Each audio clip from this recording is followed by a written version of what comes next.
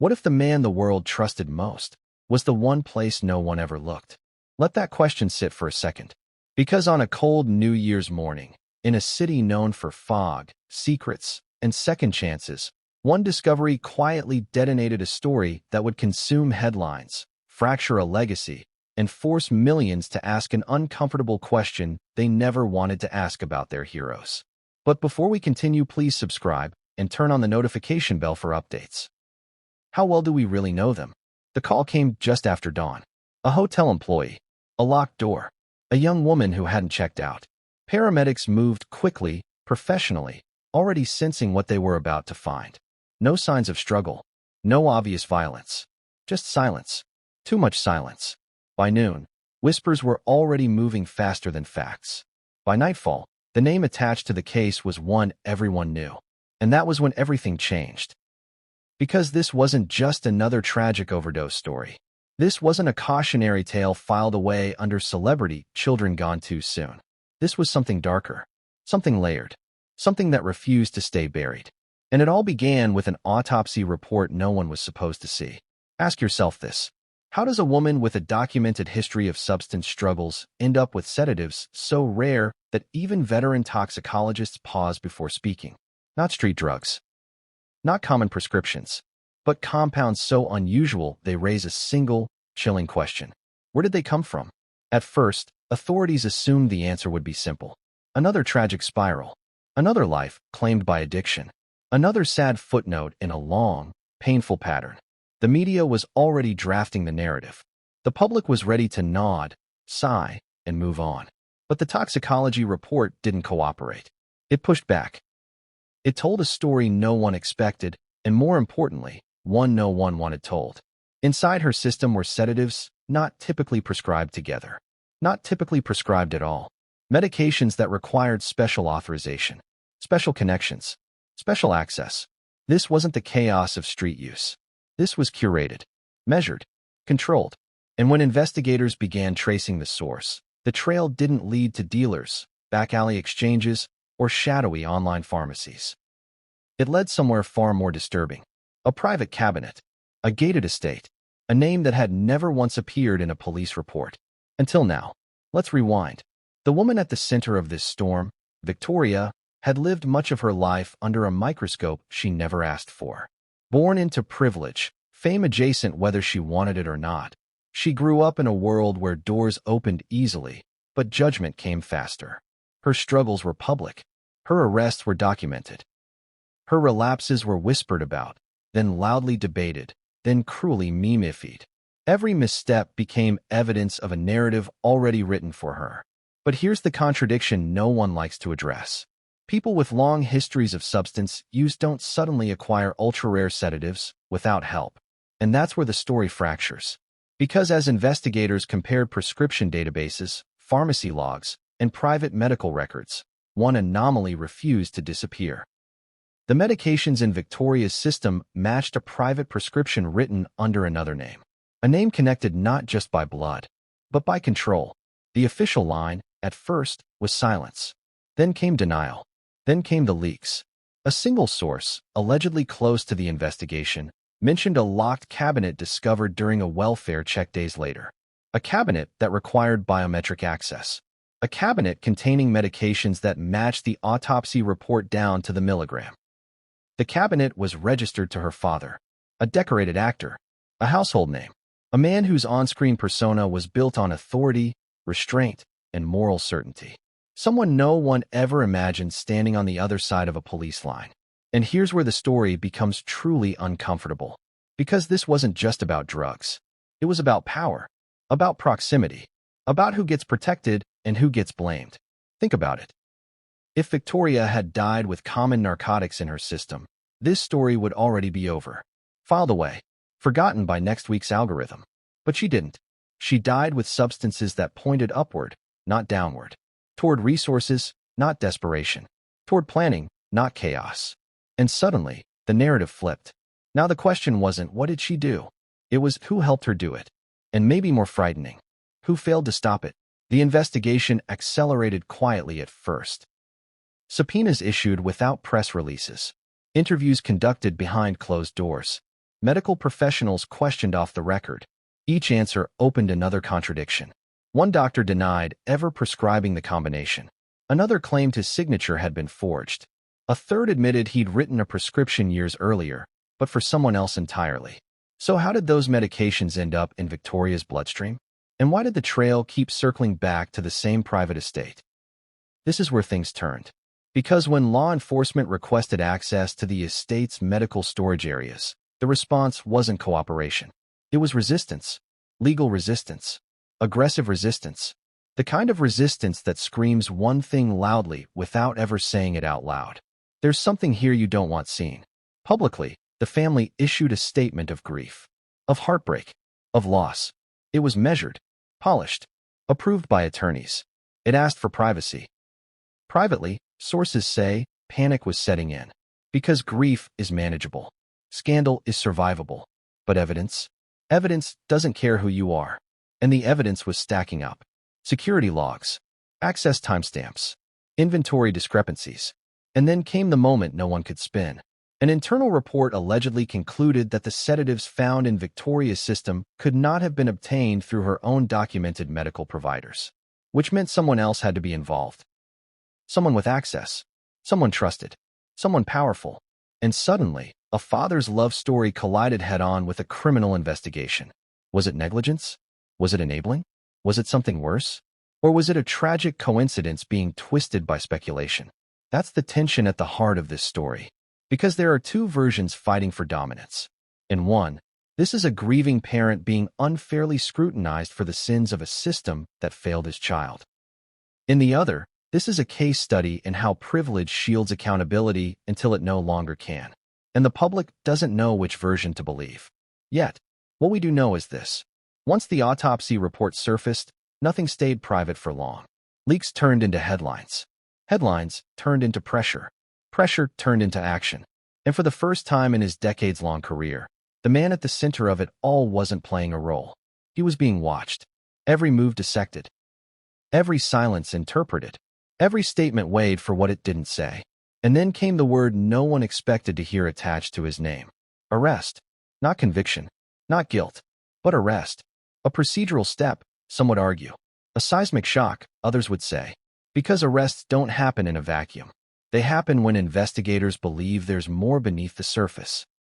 And what lay beneath this surface was a story of family, control, denial, and a system that may have failed at every level. But the most unsettling question still looms. If the medications came from his private cabinet, how did she get them? And why now? Because what we're about to uncover isn't just about one night in a hotel room. It's about years of quiet decisions. Ignored warnings. Lines crossed slowly enough that no one noticed. Until it was too late. And just when you think you understand what happened, one detail emerges that flips everything on its head. Because the autopsy wasn't the first warning. It was the last. It was New Year's Day, a date that usually carries hope, celebration, and resolutions. But for Victoria, it was the day everything fell apart.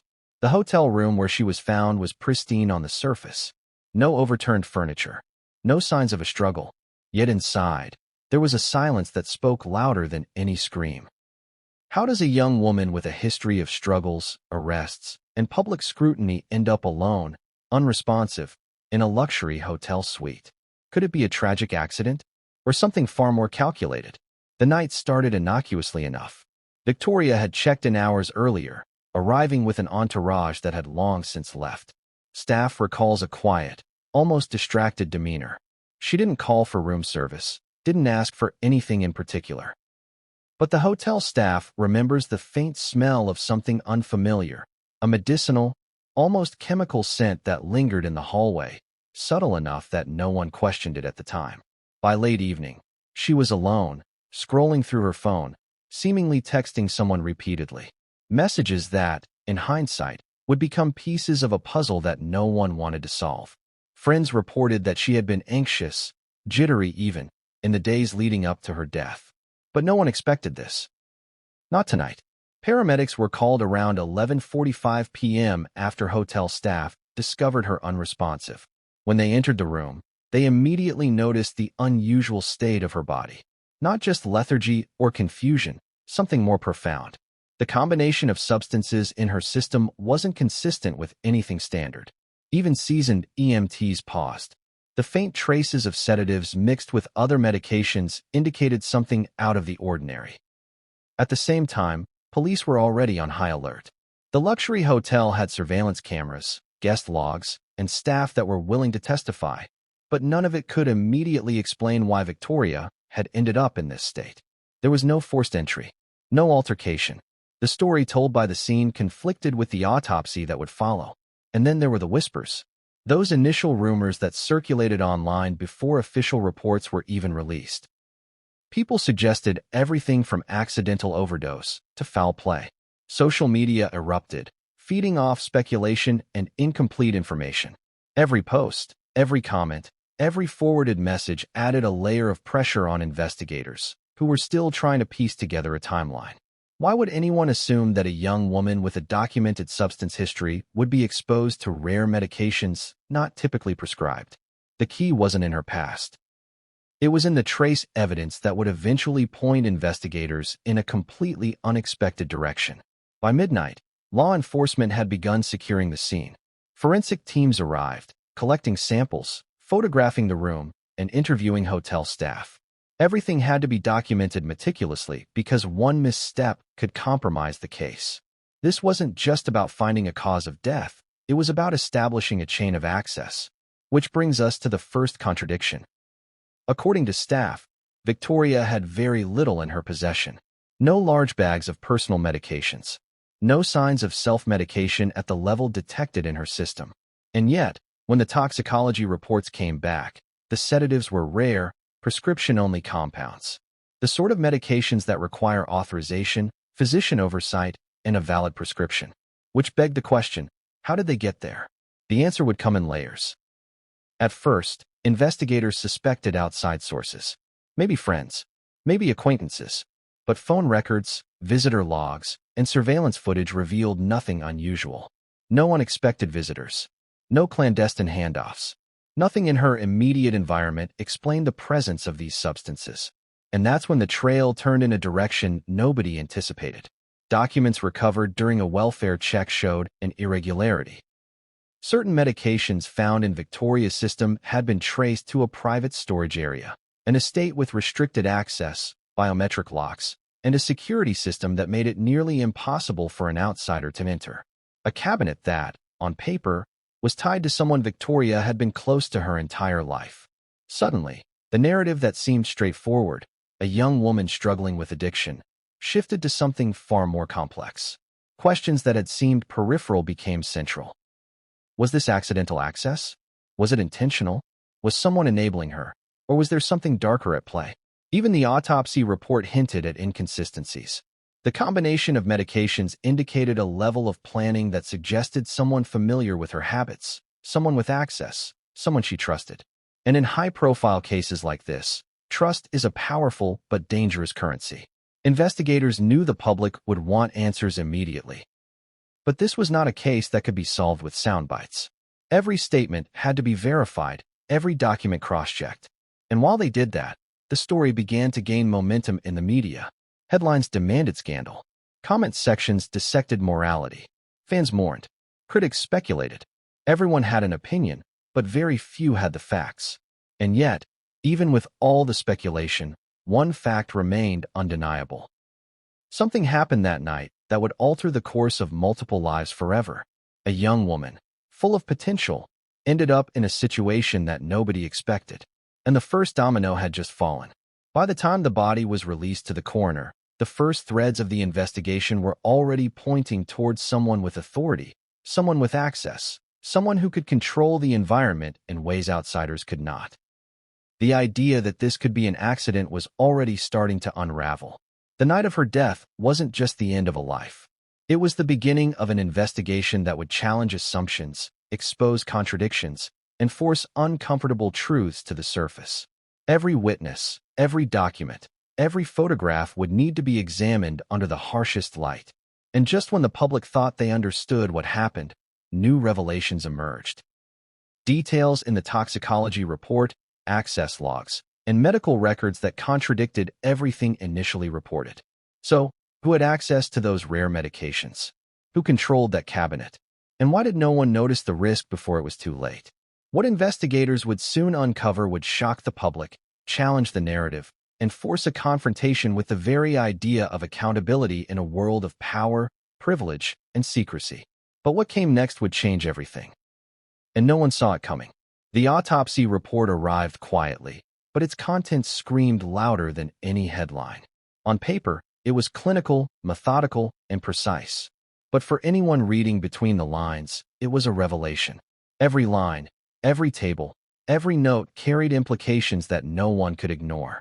Victoria's system contained a cocktail of substances, some common, some not. Alcohol traces, a minor presence of prescription anxiolytics. But most strikingly, a set of rare sedatives that almost no one outside specialized medicine had access to. These weren't drugs you could pick up at a local pharmacy or order online.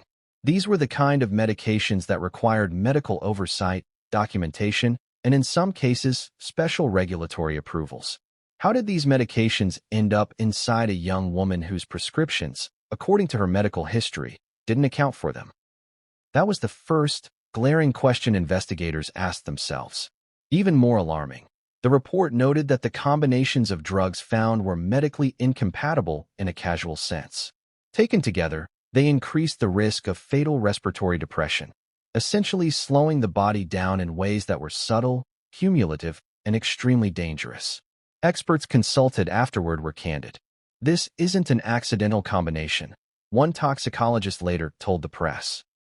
Someone with medical knowledge had to be involved, and that led investigators to the second question. If it wasn't accidental, then who controlled access? Tracing the source of rare sedatives is never straightforward. Every prescription is logged, every physician's order recorded, and every pharmacy transaction tracked. Yet when law enforcement began combing through the logs, one anomaly refused to vanish. Certain medications appeared in the system under someone else's name. Someone with close proximity to Victoria, someone with the resources and means to procure them privately. The discovery of this discrepancy was the first real turning point in the investigation. It forced the focus to move beyond Victoria's personal struggles and into the realm of controlled access. And it introduced a new layer of tension. If these drugs weren't meant for her, why were they available to her? Who allowed this to happen? At the same time, forensic investigators examined every detail of the room, every trace of residue, every vial, every pill. Nothing suggested tampering or forced entry. No one had slipped the medications under her door. Instead, the pattern indicated familiarity. Someone she knew, someone she trusted. The autopsy report also contained toxicology tables detailing concentrations, metabolic traces, and timelines. These tables would later become the blueprint for understanding how and when the substances had affected her system. Every spike, every anomaly in the report pointed to a critical truth. This was not a typical overdose scenario. There was precision here. Timing mattered. Dosage mattered. Control mattered. Investigators then faced the grim task of matching this medical data to real-world access. They combed through pharmacy records, previous prescriptions, medical histories, and private physician logs. Slowly, a pattern began to emerge. A handful of physicians had prescribed these substances before, but none in combination. None in the way found in Victoria's system. None for someone with her profile. And that's when the private cabinet became central to the investigation. Documents recovered during interviews and searches indicated a secure storage area, controlled by biometric access, containing medications that matched the autopsy report. Access logs showed entries by a single individual, someone with authority over the estate and direct control over the medical cabinet. The implication was stark. Victoria did not obtain these medications through casual channels. She did not buy them. She did not steal them. They were available to her because someone made them available. From a forensic standpoint, this detail was critical. It shifted the investigation from accidental death into a gray area of responsibility, access, and accountability. And it forced every witness, every staff member, and every close associate to reconsider what they thought they knew. Questions multiplied. Had there been warnings? Had medical staff or family members noticed early signs of misuse or danger? Were there previous incidents that hinted at improper access to controlled substances? Investigators began digging into patterns, prior prescriptions, previous hotel stays, prior incidents with law enforcement. Everything mattered. But the autopsy also revealed contradictions. Victoria had previously been prescribed medications for anxiety and sleep issues, but never these rare sedatives. Her medical records contained notes from doctors cautioning against polypharmacy, warning about the dangers of mixing multiple sedatives. Yet somehow, these warnings hadn't prevented what happened. Experts say this is where systemic failure meets human choice. When access, privilege, and oversight collide, tragic outcomes can occur. But in Victoria's case, the presence of these medications suggested more than negligence. It suggested complicity, intentional or otherwise. By the end of the autopsy analysis, investigators had enough evidence to consider the next steps. The presence of the rare medications linked to a controlled source forced the narrative from tragic accident to potentially preventable. Every subsequent discovery built on this foundation. And just when the initial conclusions were about to settle in, the team discovered one more layer of complexity: discrepancies in the prescription logs themselves. Dates didn't match. Signatures appeared altered. Certain entries seemed retroactive, as if someone had anticipated scrutiny and tried to sanitize the records after the fact. It was a chilling realization. Not only had someone had access, but there was evidence that the access had been carefully controlled, recorded, and perhaps manipulated. Every lead, every detail, every anomaly now carried weight. Every question demanded an answer. And yet, even with the autopsy report in hand, the full story remained just out of reach. Investigators knew they were only scratching the surface. The rare medications were the first breadcrumb, but the path ahead promised far more revelations. Some that would shock the public, and others that would shake the very foundation of a family legacy. The autopsy didn't just reveal the cause of death.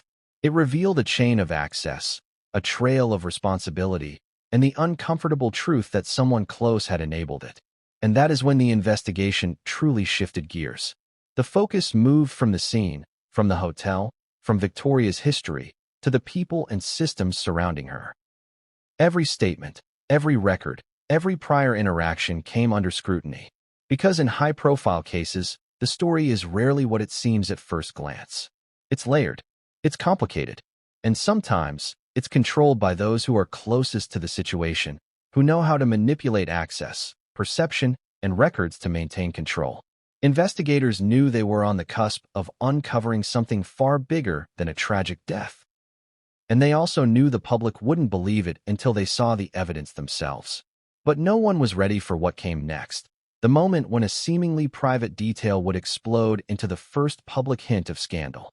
Every investigation reaches a point where the scene stops telling the story and the objects around it start speaking.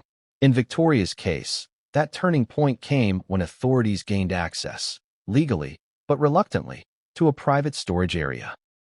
A locked cabinet hidden within an estate that had always been off-limits to everyone, but a handful of trusted individuals. The cabinet itself was unassuming in design, modern, secure, biometric locks, but what it contained was anything but ordinary. Rows of prescription bottles, labeled meticulously, some with names of family members, some with outdated labels, and a select few that perfectly matched the unusual sedatives found in Victoria's autopsy report. From a forensic perspective, the cabinet represented a treasure trove of evidence. Access logs, fingerprints, electronic timestamps, all could help determine who had opened it, when, and potentially why.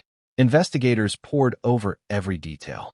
Each door opening was recorded, every biometric skin timestamped, every medication tracked. And that's when the first shock came. According to the logs, several entries corresponded to dates and times when Victoria was allegedly alone at the hotel.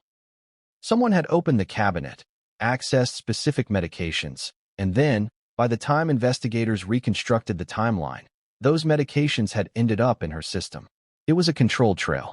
Precise. Deliberate. Investigators immediately expanded their focus to include anyone with access to the estate. Staff, household managers, medical professionals, and, critically, family members. Every signature, every recorded entry, every key holder became a potential link in the chain. The existence of the cabinet also raised a question that no one wanted to ask aloud. Was this purely a matter of carelessness, or had someone deliberately facilitated Victoria's access to these dangerous substances? The difference, of course, was monumental. One implied tragic negligence. The other suggested complicity. Forensic experts examined the contents of the cabinet. Many medications were clearly stored according to protocol, organized, dated, and logged. Others, however, were misfiled or duplicated, making it harder to track precisely how they had moved in and out. Certain bottles had traces that suggested recent handling, while others appeared untouched for months. The pattern of usage was neither random nor entirely predictable, it was strategic. Meanwhile, investigators cross-referenced these findings with the autopsy. The sedatives found in Victoria's system were extremely rare. Typically, their administration would require a prescription, a medical rationale, and careful monitoring. None of that appeared in her medical records. Yet the cabinet contained bottles that were still active, still labeled for controlled use, and matching exactly what was in her bloodstream. And that's when the theory solidified. The cabinet was the source. The question was no longer, how did Victoria obtain these substances? The question was who enabled this and why. Investigators also explored the human element. Staff interviews painted a picture of a household accustomed to privacy, obedience, and hierarchy. Employees spoke in hushed tones, careful not to incriminate anyone, but describing a system where the cabinet was sacred, off-limits, yet understood to contain the most important and most powerful medications in the household. One former employee, speaking under condition of anonymity, said that access to the cabinet was treated almost like a privilege. It wasn't just medicine, they said. It was power. Whoever controlled that cabinet controlled who got what and when. Everyone knew it, and no one questioned it. Investigators began mapping every movement around the cabinet in the weeks leading up to Victoria's death. Entry times, security logs, visitor schedules. Every anomaly raised red flags. There were moments when the cabinet was accessed in unusual patterns, late at night, after business hours, and sometimes without accompanying staff who were supposed to witness the access. The more investigators dug, the more they realized that the cabinet wasn't just a storage space. It was a gatekeeper, a mechanism of control, and someone had breached that control, knowingly or unknowingly, to allow Victoria access to these rare sedatives. Every expert brought in agreed on one point. These substances did not accidentally find their way into her system. The combination of rarity, timing, and dosage implied that someone with intimate knowledge of the cabinet, the medications, and her habits had enabled their use. Meanwhile, media speculation began to swirl. Reports hinted at a locked cabinet containing prescription drugs. Rumors suggested improper access. Every outlet tried to tie it to a dramatic narrative, yet no facts had officially been released. The story was gaining traction, feeding public curiosity, and increasing pressure on investigators to confirm exactly how and why these medications had been accessed. For investigators, the cabinet represented both opportunity and complication. It was an opportunity because it provided physical evidence, timestamps, and direct links to access. It was a complication because it implicated a small circle of people with power, influence, and reputation, raising questions about accountability, privilege, and potential obstruction. Legal teams began preparing for challenges.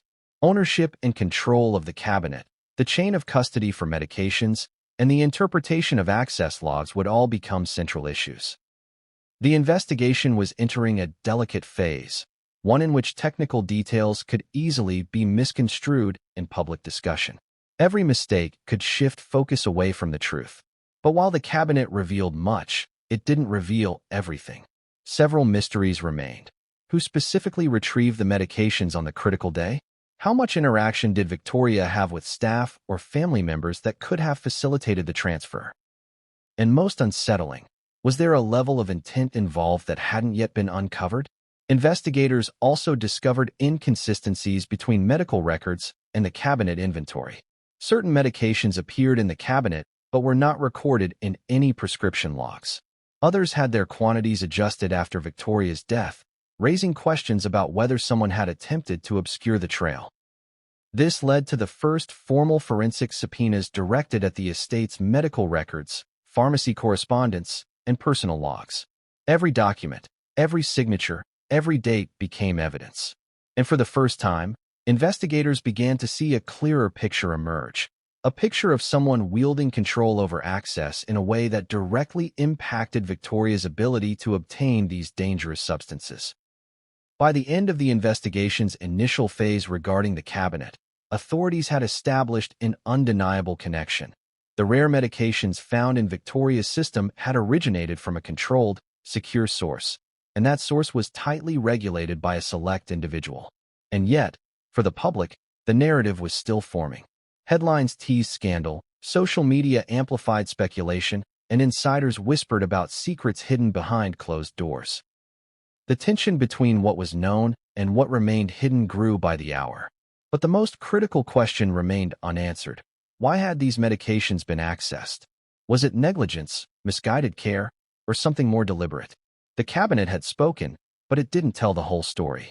And just when investigators thought they had mapped the access trail fully, a new detail emerged that no one anticipated. A discovery so significant that it threatened to upend everything previously assumed about Victoria's final hours. What came next would reveal not just the mechanics of access, but the motives, intentions, and decisions that ultimately shaped her fate. To understand what happened on that fateful night, you have to step back and see Victoria not as a single tragic event, but as a pattern, a series of choices, pressures, and vulnerabilities that unfolded over years. Her story wasn't linear. It wasn't simple. It was messy, public, and at times heartbreaking. Victoria had grown up in a world most people could only imagine. Luxury, privilege, and the constant gaze of those expecting her to succeed, or at least behave according to their expectations. From a young age, she was a public figure by association, her family's reputation preceding her at every turn. Friends, acquaintances, and even strangers knew her name. Cameras followed her steps. Comments dissected her every misstep. Every lapse in judgment became fodder for conversation and speculation. As a teenager, Victoria faced her first documented struggles with substance use. What started as experimentation grew into patterns of dependency that were difficult to control. She was arrested multiple times over the years, sometimes for minor infractions, sometimes for behavior that suggested deeper issues. Each arrest made headlines, fueling public judgment and creating a narrative that she could never fully escape. But her substance struggles weren't the whole story. She had moments of brilliance, moments of connection, and moments that reminded people she was more than the headlines. Yet those moments were often overshadowed by setbacks, failed interventions, broken trust, and cycles of relapse that seemed impossible to break. Close friends and former counselors describe Victoria as someone who oscillated between self-destruction and self-awareness. She was aware of the dangers she faced, aware of the scrutiny, and yet, in moments of vulnerability, she reached for coping mechanisms that often worsened the situation. Her history shows a trajectory that seemed almost inevitable. Repeated patterns of highs and lows, of seeking help and resisting it, of pushing boundaries while knowing the consequences. One striking aspect of her history was the interaction between her substance use and her environment. Victoria was never isolated. She lived in estates with access to staff, resources, and medical oversight. Yet the very environment that should have offered protection also created opportunities for risk. Medications were available. Adults were present. But boundaries were flexible, access was controlled by others, and responsibility was diffused. Over the years, investigators began mapping these patterns. Every arrest, every intervention, every hospitalization formed a timeline that revealed recurring themes. Access to medications was a critical piece. In the past, she had occasionally received prescriptions that were carefully monitored, but the rare sedatives found in her system on the night of her death were outside any previous precedent. Family dynamics played a significant role in these patterns. Those close to Victoria describe a complicated relationship with her father, one filled with love, expectation, control, and at times, misunderstanding. Authority figures in her life exercised influence over her routines, her habits, and even her health. In some cases, this influence may have been protective, in others, enabling.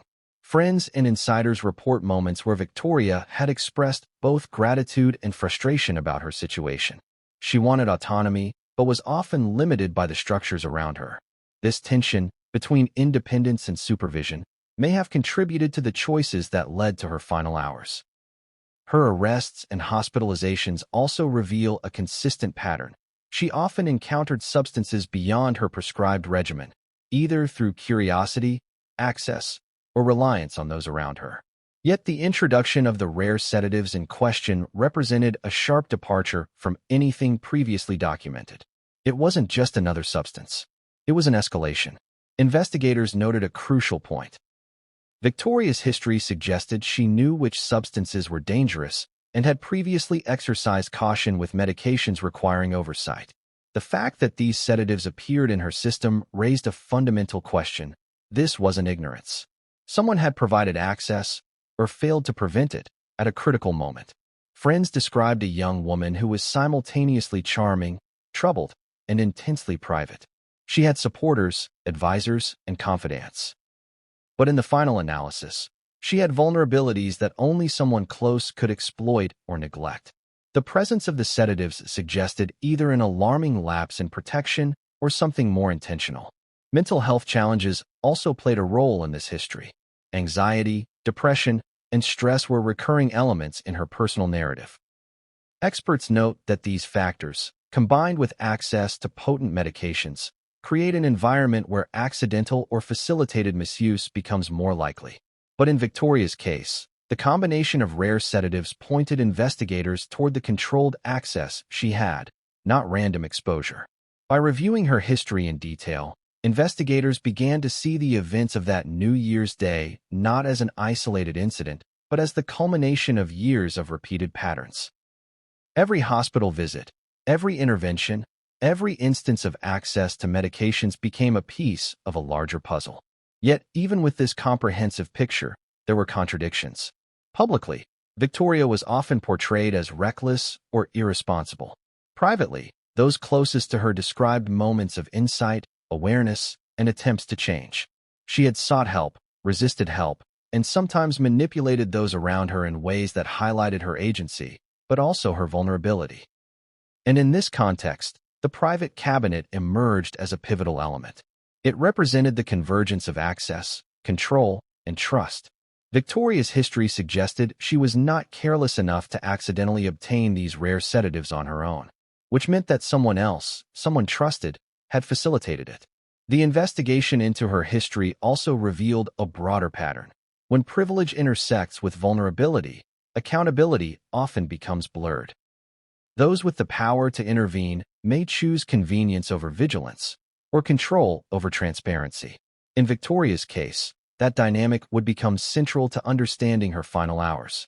Yet, even with this deep dive into her past, one critical element remained missing: the full story of the hours leading directly to her death. Who had interacted with her? Who had access to her room? Who knew what she was taking? And why had no one prevented the fatal combination? As authorities examined her history alongside the autopsy and the cabinet access, a chilling picture began to form. A young woman with documented struggles, surrounded by adults with access and control, who nonetheless ended up with rare medications in her system in a lethal combination. Every detail in her history was relevant, but every answer only raised more questions. Patterns suggested risk, but the specifics of access suggested deliberate action, or at least profound negligence. And as investigators prepared to map those final hours, they realized the story would soon move from historical context into immediate, actionable events. Events that would shake public perception and force accountability into focus. The night of Victoria's death wasn't a random incident. It was the tipping point in a long series of risks, missteps, and controlled access that had quietly been building for years. And understanding her history was the only way to understand why the rare medications mattered so profoundly and how they came to be in her system. But what came next, the reconstruction of her final day, would reveal truths even more shocking than her history suggested. Every investigation into a high-profile death begins with timelines. Minutes, hours, even seconds matter. In Victoria's case, Reconstructing the final day was both painstaking and revealing. It wasn't just about when she was last seen alive. It was about understanding how the rare medications entered her system, who interacted with her, and what choices were made along the way.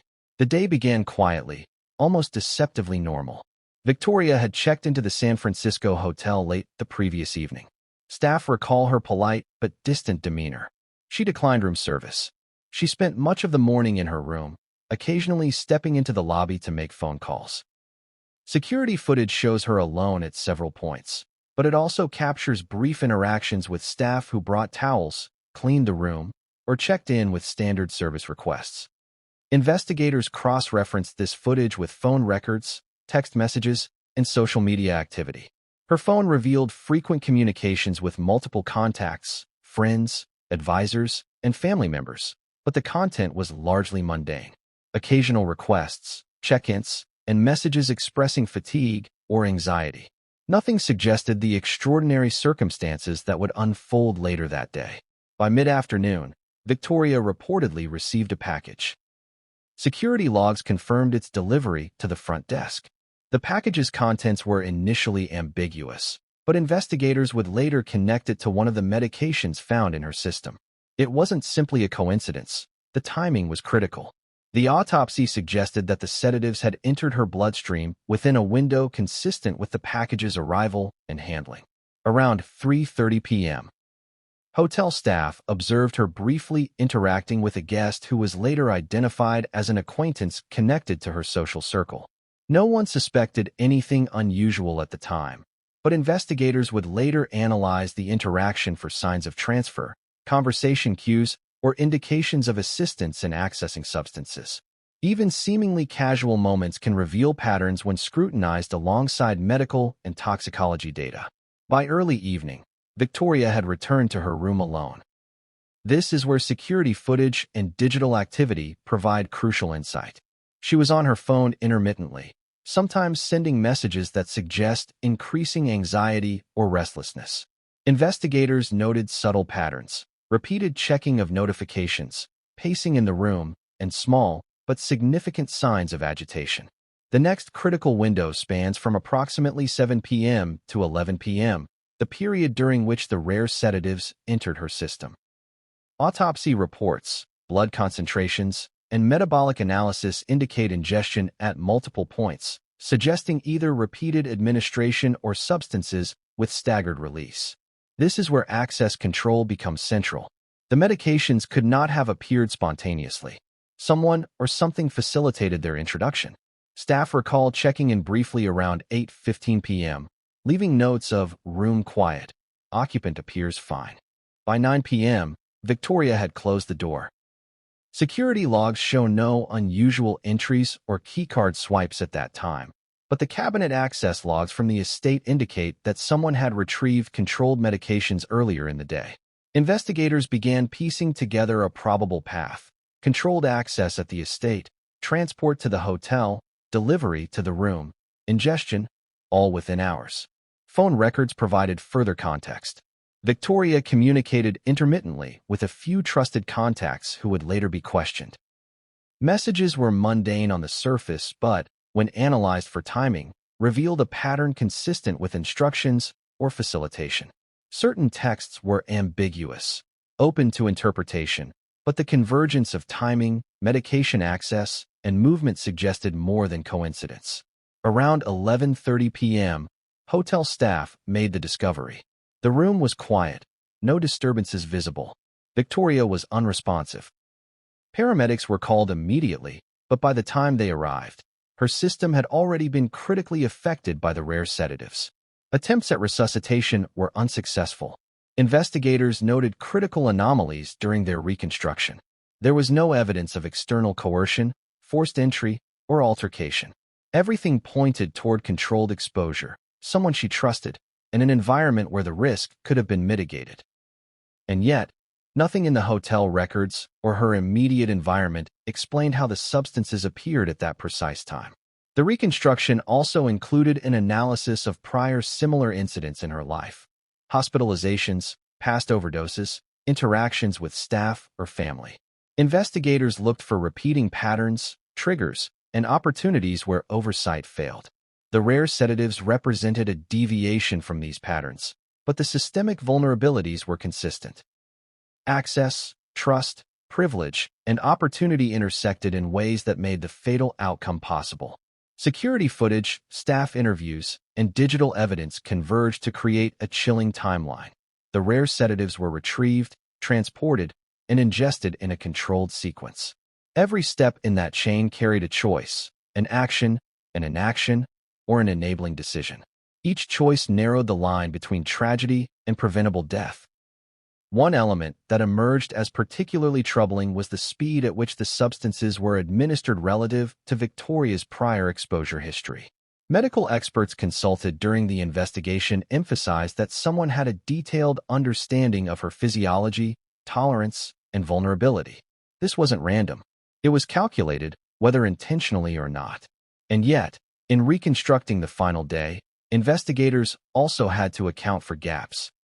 Moments when nobody could definitively confirm her interactions, moments when digital or physical records were ambiguous, and moments when human behavior could not be precisely predicted. These gaps would later become critical points of contention in media coverage, legal filings, and public speculation. By the end of the reconstruction, a clear pattern had emerged. Victoria's access to the rare sedatives was neither accidental nor entirely self-directed. The timeline, when cross-referenced with autopsy data, security footage, and cabinet logs, strongly suggested facilitation. Someone provided her with the substances or failed to prevent her access at exactly the wrong time. Yet investigators were still left with one essential question: intent. Did the facilitation stem from negligence, from misguided care, or from something darker? This question would dominate the next phase of the investigation, as authorities expanded their focus beyond the immediate environment to include those with both access and influence over Victoria's decisions. And just when it seemed the reconstruction had mapped every critical detail, one final anomaly emerged: an entry in the cabinet access log, time-stamped later than previously recorded, that suggested someone may have intervened or failed to intervene during a window that could have changed everything. What happened in that moment? And who was responsible for ensuring the fatal combination never reached her? The answers to these questions would not only illuminate the final hours of Victoria's life, but also cast a long shadow over the network of people, systems, and privileges surrounding her. And what came next would finally force the world to confront the role of control, responsibility, and access in her tragic death. When examining a tragedy like Victoria's, investigators and psychologists alike turn to family dynamics. Because in families, especially high-profile ones, love and control often coexist in ways that are invisible to outsiders but profoundly influential. In Victoria's case, her family relationships were complex, layered, and fraught with tension, secrecy, and expectation. Growing up, Victoria had always lived under a microscope. Her father, an iconic figure in film and public life, was someone the world admired for authority, composure, and discipline. But private life, as insiders describe, was different.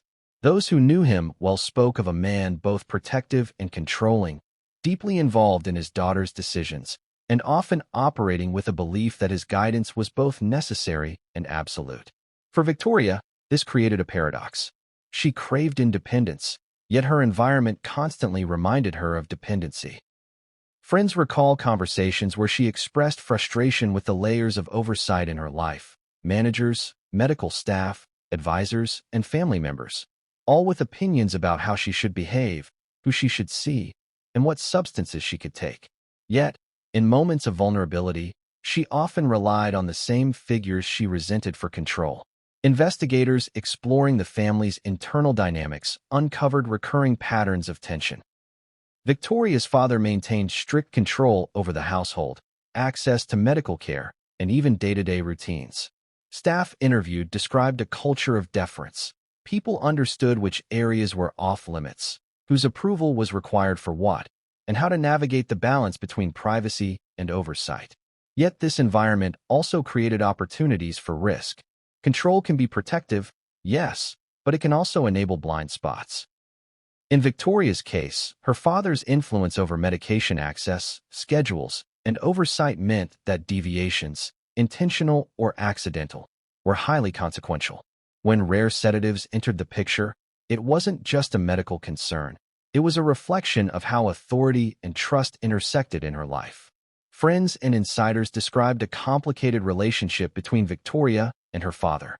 Public appearances suggested affection, guidance, and familial bonding.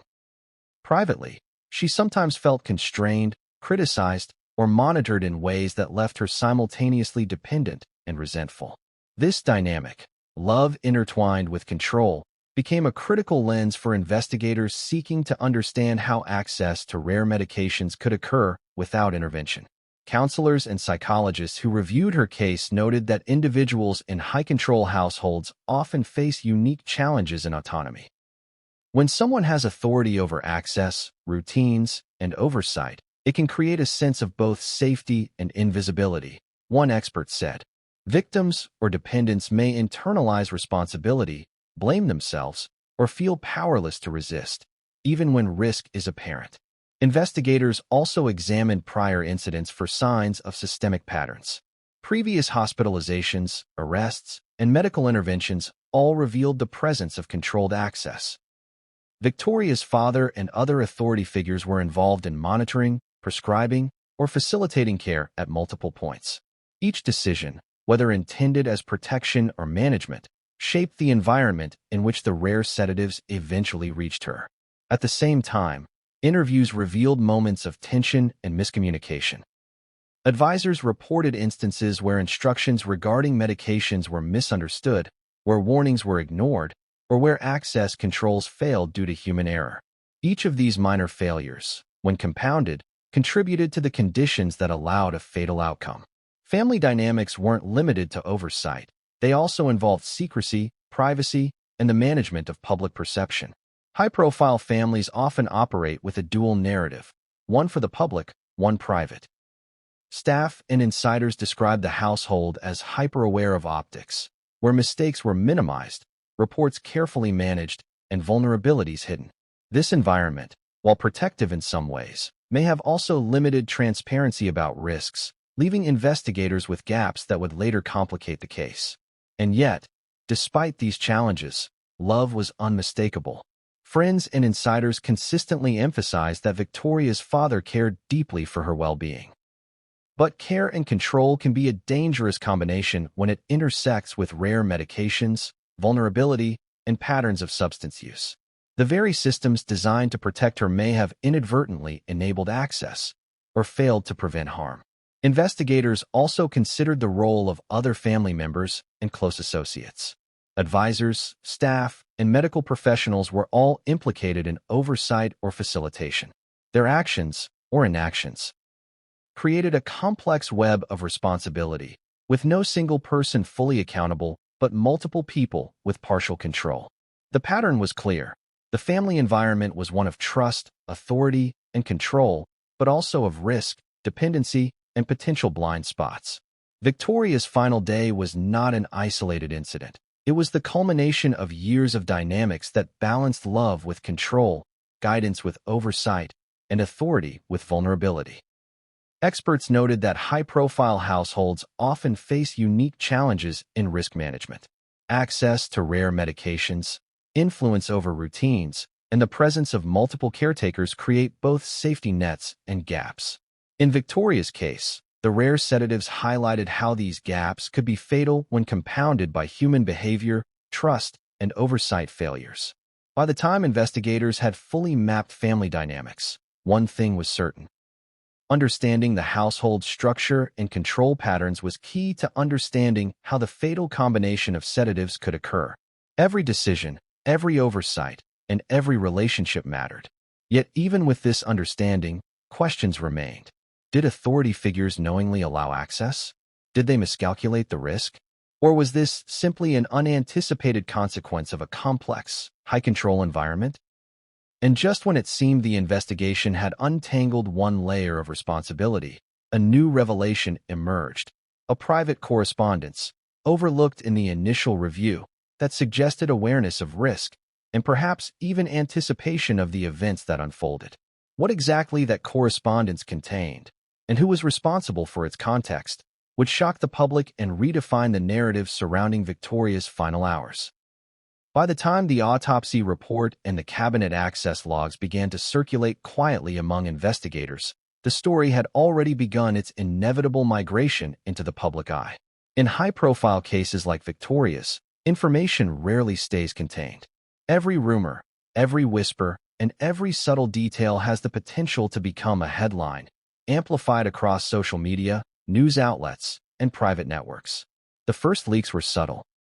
Journalists received anonymous tips, snippets of the toxicology report, and unverified references to a private source of rare sedatives. Initial reports were cautious, framing the story as a tragic overdose rather than a case of controlled access. But curiosity gaps were created, and the public began to speculate wildly. Once the narrative moved into the media sphere, pressure multiplied exponentially. Headlines shifted daily. Online comment sections became arenas of debate, assigning blame before facts were confirmed. Each new piece of information, accurate or not, amplified tension, reshaping public perception and forcing investigators to respond carefully. One source close to the investigation noted that leaks seemed coordinated, or at least opportunistic. It wasn't just random chatter, they said. Certain details were emerging at specific times, almost as if someone wanted to shape the story before the facts were fully verified. This raises an unsettling question. Who benefits from controlling the narrative when tragedy strikes? Social media, of course, became the primary battleground. Hashtags, posts, and threads dissected everything from Victoria's personal struggles to alleged family dynamics. Experts later analyzed these posts and noted a pattern.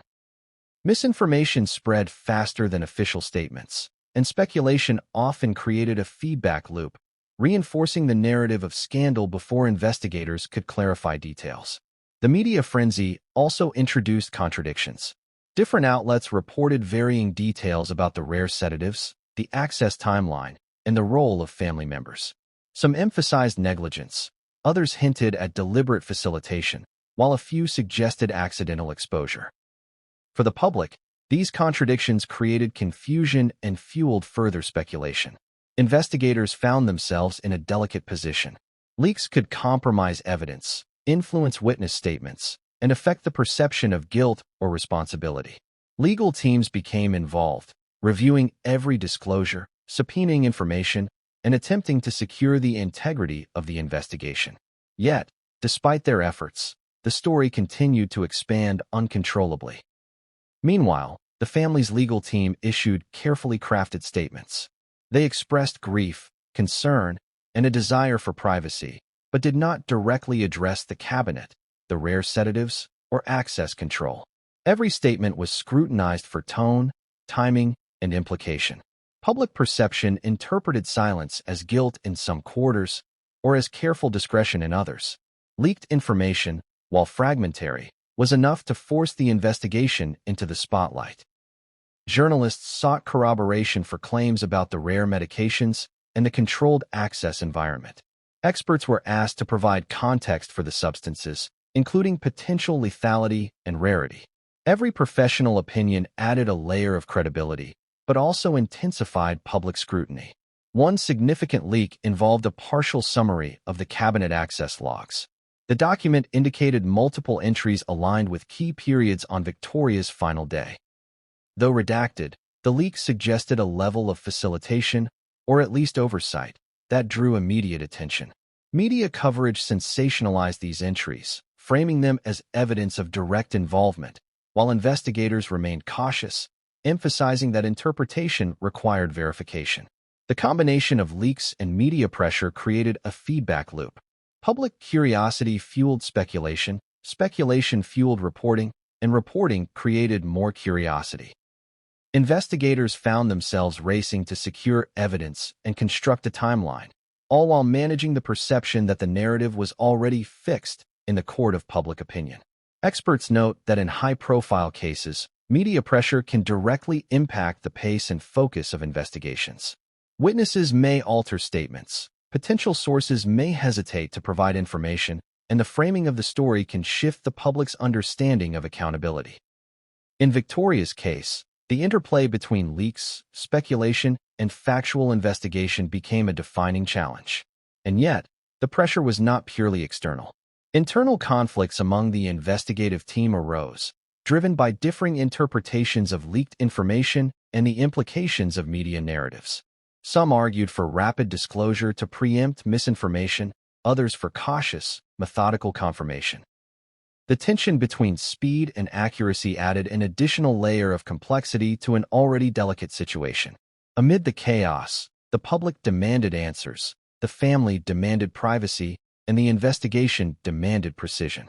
Each of these demands pulled in a different direction, creating a scenario where every decision, every statement, and every leak carried immense consequences. Then came a critical turning point. A major news outlet published a detailed report on the cabinet, linking its controlled access directly to Victoria's final day.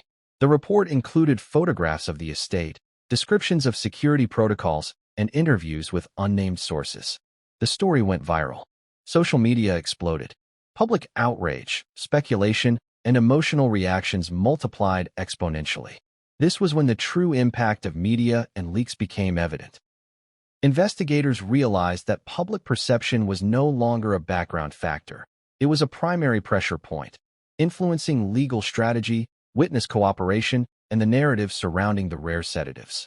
The combination of scrutiny, rumor, and emotion created a situation that was as much about perception as it was about fact. At the same time, legal filings and internal documents revealed further discrepancies in the cabinet inventory and prescription records.